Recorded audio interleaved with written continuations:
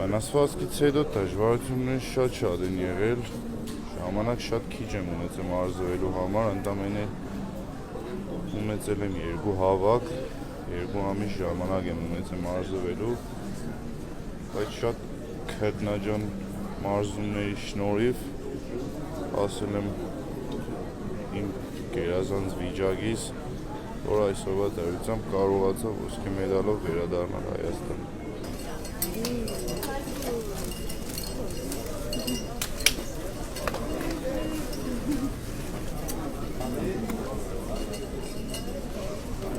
Այս մրցմանը արել եմ ամեն ինչ, հարկասով, որ ինչ-որ չափով նորից ստացվեց, ճիշտ է իմ ու իմ մարզիչների այն լիովին արդյունքը չէր, որ սպասում էինք, գնացել էի չեմպիոնության հետևից, բայց ամեն ինչ առջևում է սպորտ է։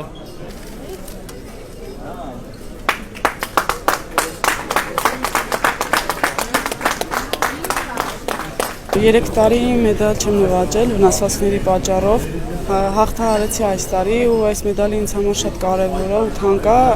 այդ բոլոր պարտություններն ու դժվարությունները իմ հաղթանակների նոր սկիզբն են։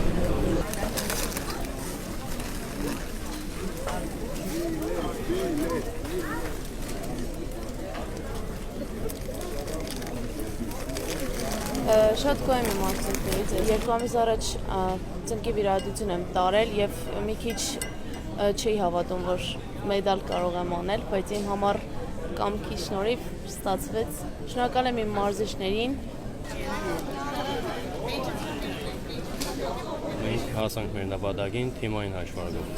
Նախ 9 տարի մեր կանանց հավաքականը նման բարձր արդյունք չէր գրանցել, նման մեդալային